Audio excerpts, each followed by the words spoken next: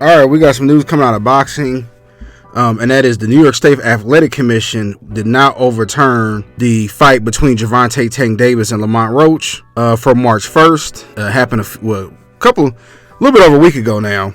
And it was a controversial fight that ended up in a draw. But for the ones who were unable to watch the fight, I'm going to give a quick breakdown. Right from the start, Roach came out aggressive. He used his jab, pressed forward, and landed clean combinations that seemed to frustrate Tank early. Davis is also known for his power and timing.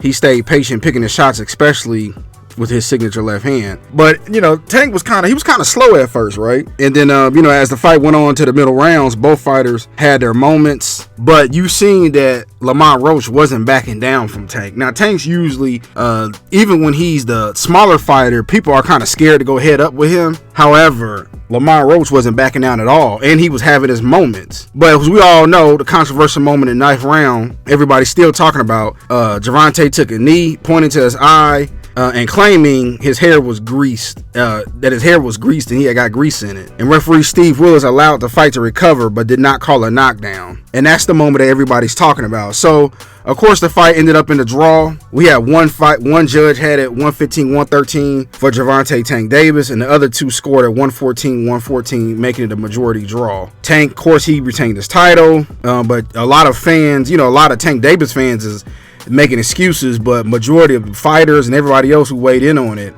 pretty much said that should have been a knockdown in the 9th round. The New York State Athletic Commission, according to Boxing Scene, did not overturn it. Now, Lamont Roach's team did file an appeal with the New York State Athletic Commission, and they argued that Davis going down in the 9th round should have been officially ruled a knockdown, and that failing to do so cost Lamont Roach the victory. But the New York State Athletic Commission, as y'all can see, failed to overturn it. Now, Tank Davis, he did say he want to run it back. He said it on X, but prior when he was asked the question, he was like, he got the hesitating and all of that. Now, a lot of people say his fans say it wasn't a robbery. Personally, I feel like it was.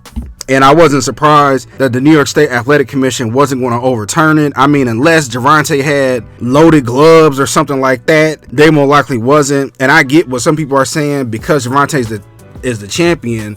Lamont Roach maybe necessarily didn't show enough. I felt like he did.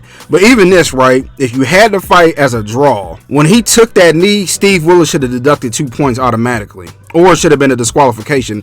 Canelo's came out and said it. Canelo Alvarez, several other fighters. Gervonta, honestly, in my opinion, he was losing. He was getting caught and he panicked. And when he needed them to wipe the grease out his eyes, quote unquote, that was a chance for him to reset. Now, he blamed the grease, but his hairstylist came out and said she did his hair way before that. And don't blame her because she was getting death threats and all of that. But I think it was a case where Gervonta, he kind of had like the Mike Tyson syndrome. Now, do y'all remember Mike Tyson in the 80s?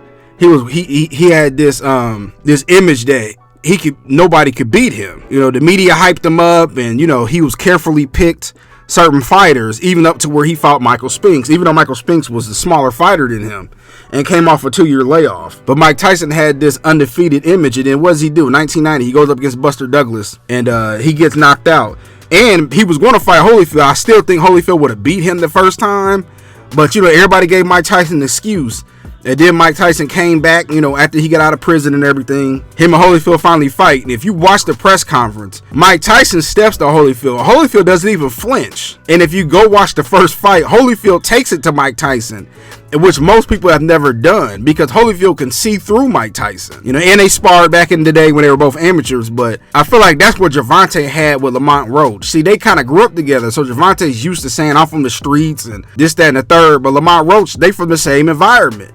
And they grew up together. I believe they boxed as amateurs, or, they just know each other from the amateurs. So Lamont is saying, okay, wait a minute. I'm tough too. And a lot of times, man, a lot of these fighters, they try to break you mentally, but when the mental part doesn't happen, they physically can't overcome the obstacles we're going up against a different fighter. See, Muhammad Ali could. Muhammad Ali, he would talk you to death, but then he had different strategies. And, Floyd Mayweather and so many other fighters, like Gervonta said that he's just as skilled as Floyd. Okay, well, you should have been able to adjust in the ring with Lamont Roach. And, people are making excuses saying he had an off night. Fine. But then Gervonta, you can't be making fun of Shakur Stevenson for putting on boring fights, quote unquote, Devin Haney for putting on boring fights, everybody else. But no, man, he should have lost that fight. Steve Willis. A lot of times, man, in real time, you freeze up. I think it caught everybody off guard. And because Gervonta was the A side of the fight, in my opinion, Steve Willis didn't want to get a knockdown. Now, when Mike Tyson beat Buster Douglas, yeah, did the referee give Buster Douglas a slow count? He did, but he also gave Mike Tyson a slow count because nobody wants to see the attraction lose. But, you know, it is what it is. This is why Gervonta hasn't fought the Devin Haney's and Shakur Stevensons, and Floyd Mayweather had put him in with certain type of fight, a certain style of fighter. He never really fought people with the same kind of style as him, and this is why they said, man, we're going to take our time with Tank, because they knew a long time ago, had Tank fought Devin Haney, he would have more likely got beat. And for the naysayers, go listen. The sparring footage is out there. Floyd put it out there. The sparring footage with Fight Hype.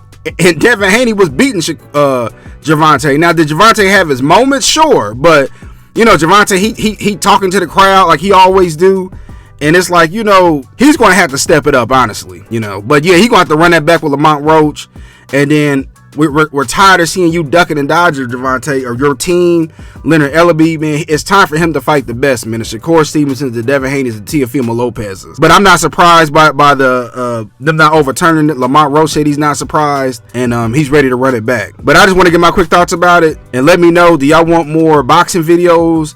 Do y'all want me to talk more about boxing and basketball, or just boxing and hip hop? Let me know in the comments.